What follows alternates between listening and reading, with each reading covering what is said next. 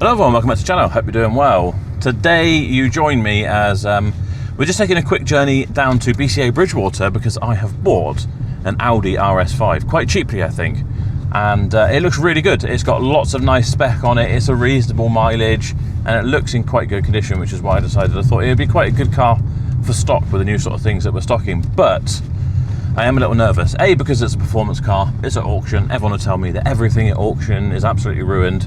Just simply isn't the case. I've bought enough cars at auction to tell you that I know a little bit more than probably most people. They're not all absolute nails, but you do have to expect some problems with cars. It's not like going and buying them at a dealership. So there could be some issues that we don't know about, for a start. Secondly, we might not even be able to get it today. I'm just going to drive down there because it's a 15-minute drive rather than calling them and having a difficult, awkward conversation, because I was meant to pick this car up 2 days ago and it's been so busy I just haven't had an opportunity. I could have sent someone else, but I wanted to film going and picking it up and driving it back.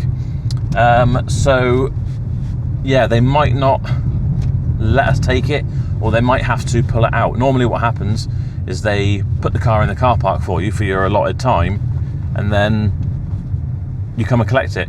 Will they have parked it back in again? I doubt it. The other thing is, if they have left it out for 2 days, could anything have happened to that car? Because I have had cars left in the car park at auction centres before, and things like the catalytic converters have gone missing overnight because people can get their way in there in the cover of darkness and pinch bits off cars. So I really hope that isn't the case. I'm more worried now. I hadn't really thought about that until today. Fingers crossed, we'll find out when we get there.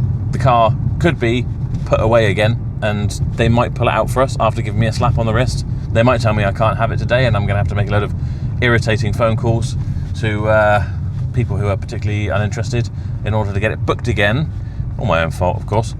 Or it might be out in the car park, hopefully, and we can just grab it and we'll get it back in stock with no major issues. So I'll see you when we get to BCA Bridgewater and we'll see what the score is. Right, so what I'm going to do is drive around the car park, because an Audi RS5 is quite distinctive. It's twice as wide as any other car in the car park. See if it is out here, and if it is, see if anything's hanging down from underneath it. The last thing we want is our cats to have been stolen. There it is. So it is still out. That's good news, and it looks in pretty good shape.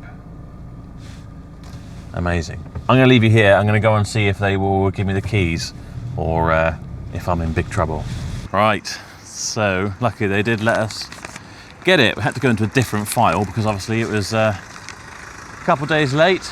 You can tell it's been sat in the car park a little bit longer than some of the other ones, because look at the dust on it. Almost, I'll do it on the glass. Late. That's going to need a nice clean. It's sticky as well. I reckon something's coming off of that tree, because that's not just, you see where it's all the sap and everything stuck on there. That's going to be a nice little job for Charlie to decontaminate. I noticed from the pictures the wheels look pretty good. There are a couple of marks, but actually on the whole they could be quite chewed up, but they're not. Problem is, if you diamond cut one wheel, which is what these are on the face, this shiny bit, then the other one on the other wheel won't look the same, so that would be ill-advised. We have got two keys. We've got 2 keys, service history book. How many owners has this thing had? 6. Not too bad for a performance car. Just got to hope that it starts up all right. It should sound pretty godly.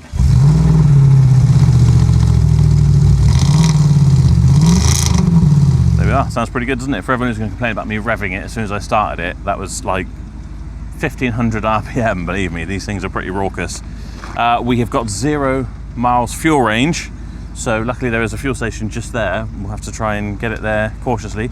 Look at this, you can see how nice this is going to look when it's cleaned up. The flake in there, it almost looks purple. Very nice indeed. I'm going to turn it off, I'm going to check the fluids, we will pop to the petrol station and we'll get this driven back. I can see that it's got a carbon pack as well. Don't know whether that's a standard feature or not, but we'll get into that when we get back to the garage. Need some fuel first, so let's go. So, I don't know, I probably haven't said already, 62,000 miles this is on, just under. What have we got here? Oh, thought that was a tub of... Wash my hands after this. I thought it was a tub of super glue and I was like, that's worrying, but not. It's cold sore cream. So we've got electric memory seats, which are heated. It's quite nice. Yeah, I've got £8,000 worth of spec on this, which is part of what drew me to it. One thing I'm noticing is there is a bit of a rattle. But luckily, it sounds very much like the exhaust heat shield, not chain or anything like that. One thing that lets these down, this being a 2011, so 14 years old, I think they still look quite contemporary on the outside because they got that really aggressive, like muscle look. Is the steering wheels.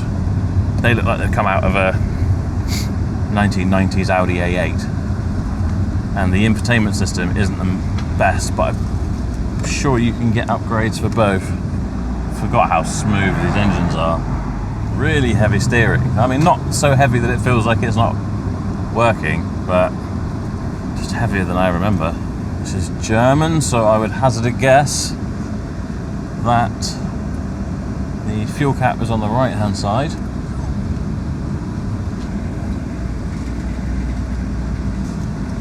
Someone being pulled by the police. Just noticed there's absolutely tons of paperwork down here as well. MOT, blah blah blah. All good stuff. Don't think the air conditioning is working though. Conditioning's not turned on, might help. Instantly turns off again. I think I might have had that with the last RS5 that we had, and I can't remember. I think it was a pressure switch. Fairly common. Let's try it in manual mode then.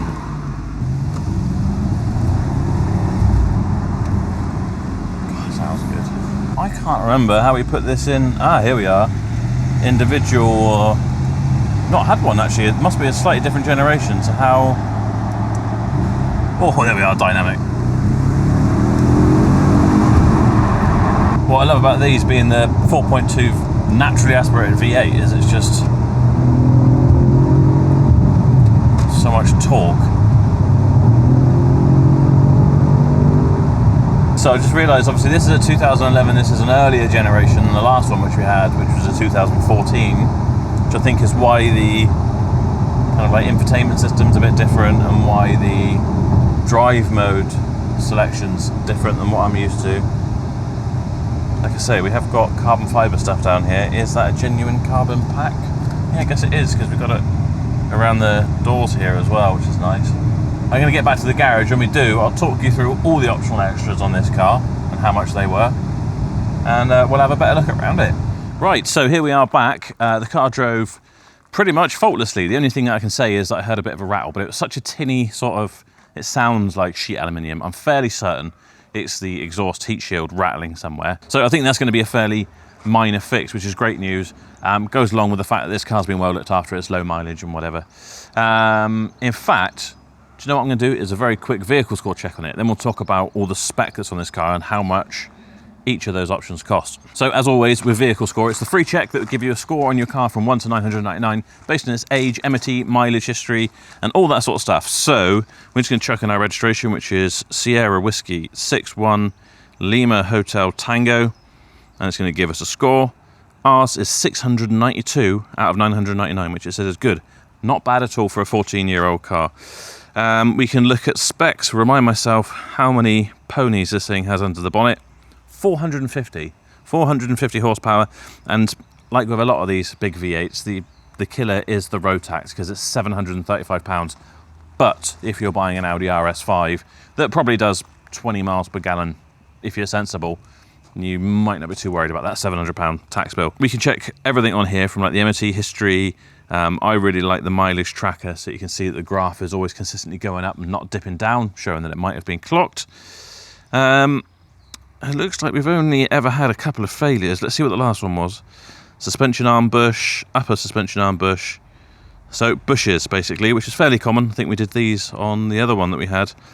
And then the only remaining advisory that's left on the pass was underbody covers fitted, which they isn't really an advisory. There's nothing wrong, but they have to say it. But don't forget, if you were to hand over your money for this car, whether that be at a dealer or privately, then you want to do a full history check. You want to make sure whether this car's got finance against it, whether it's ever been written off, whether it's wanted by the police. And you can check all those things using Vehicle Score's history checks. They start from just £9.95, or even cheaper if you use my code SHIFTINGMetal20. And if you want to use their insured report, you can do that. And if it turns out that car has got nothing sinister on the history report, then you will get your check money back. And you can't really say fairer than that. Check them out at vehiclescore.co.uk. So, specification, the first thing, this car, base price when it was new was £57,290, including the VAT. The optional extras that were put on this car when it was bought was £8,155. Top of that list is these 20-inch 5-arm rotor wheels, looking very nice. Again, this is the only one that's got any damage on it, so we might get our man out who can do a little repair and polish those up, because all the others actually look really good. But maybe while he's at it, he could just polish them up so they really pop. Don't know. We'll have a look at that when we get into the prep stage of this car. The next thing is the technology package. That was £1,525. I guess I don't even know what that includes, but it must be something good because it's 1,500 quid. Then we got the sports exhaust, £890. That's why it sounds so good. Matte aluminium styling package, which will be all of our trims, I guess. Don't know if that covers inside as well. The pearl effect paint, and that is why this has got all those flakes and things in there, and it's going to look absolutely amazing when it's cleaned up. So if you want to see this when it is all cleaned up, which might not be by the time this video comes out, it might not be ready because we are kind of running a bit behind on videos, but you can find it on barrowmotors.co.uk. What else have we got? We got the sound package. Again, it doesn't really tell us what it is, but we have got the B&O, the Bang & Olufsen sound system in there. It does sound good. We've got privacy glass on the back, so that is a factory option. Heated front seats, always nice to have. Mobile phone preparation. Sorry, I didn't tell you the prices though, did I? Sound package, £600. Privacy glass, £330. Heated front seats, £280. Bluetooth interface, £260. Audi music interface, £255. That's in the glove box. There's a little plug-in thing.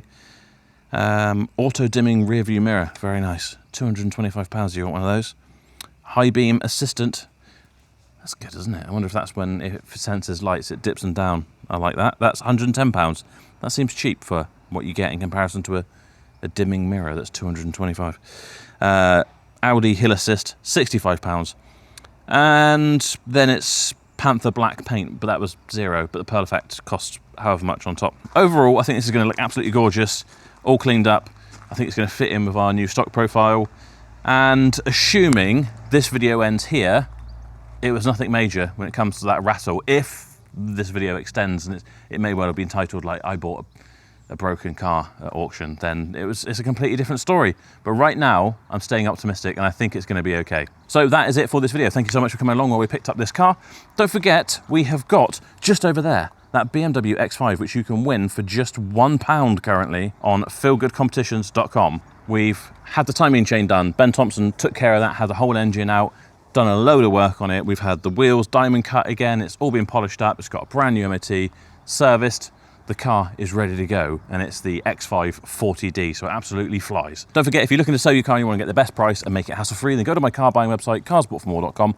We might buy it, and if we don't, we will list it on our sales platform where thousands of car dealers will bid on your car to try and buy it from you, make it hassle-free. And if you're a car dealer, you can get a free account to buy on there as well. Don't forget to check out Vehicle Score.